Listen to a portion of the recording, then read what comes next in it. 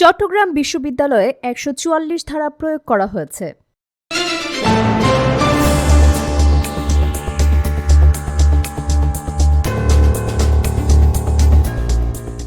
স্বাগতম সিবি নিউজে। এই মুহূর্তের সবচেয়ে বড় সংবাদ আসছে চট্টগ্রাম বিশ্ববিদ্যালয় এলাকা থেকে।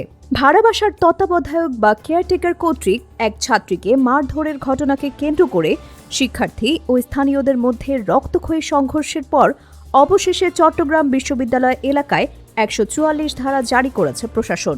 রবিবার বিকেল ৩টার দিকে হাটহাজারী উপজেলা প্রশাসন এই জরুরি ঘোষণা দেয়। হাটহাজারী উপজেলার নির্বাহী কর্মকর্তা বা ইউএনও মোহাম্মদ আবদুল্লাহ আল মুমিন স্বাক্ষরিত এক বিজ্ঞপ্তিতে এই তথ্য জানানো হয়েছে।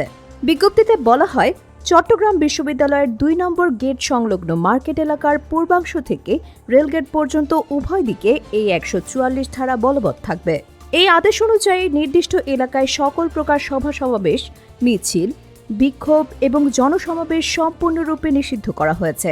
একই সাথে সব ধরনের অস্ত্রবহন নিষিদ্ধ করা হয়েছে এবং ৫ জনের বেশি মানুষ একসঙ্গে চলাচল করতে পারবে না। কিন্তু কেন এই কঠোর সিদ্ধান্ত? ঘটনার সূত্রপাত হয় শনিবার মধ্যরাতে। একজন ছাত্রীকে শারীরিক হেনস্থার অভিযোগকে কেন্দ্র করে বিশ্ববিদ্যালয়ের শিক্ষার্থী এবং স্থানীয়দের মধ্যে ব্যাপক সংঘর্ষ ছড়িয়ে পড়ে। শনিবার রাত 12:15 থেকে শুরু হয়ে রবিবার দুপুর পর্যন্ত দফায় দফায় চলে এই সংঘর্ষ ও ধাওয়া পাল্টা ধাওয়া। এই ভয়াবহ সংঘর্ষে বিশ্ববিদ্যালয়ের উপাচার্য অধ্যাপক ডক্টর মোহাম্মদ কামাল উদ্দিন এবং প্রক্টর অধ্যাপক ডক্টর তানভীর মোহাম্মদ হায়দার আরিফ সহ অন্তত ১৮০ জন শিক্ষার্থী আহত হয়েছেন বলে জানা গেছে। অন্যদিকে স্থানীয়দের পক্ষ থেকেও তাদের ১০ থেকে ১২ জন আহত হয়েছেন বলে দাবি করা হয়েছে।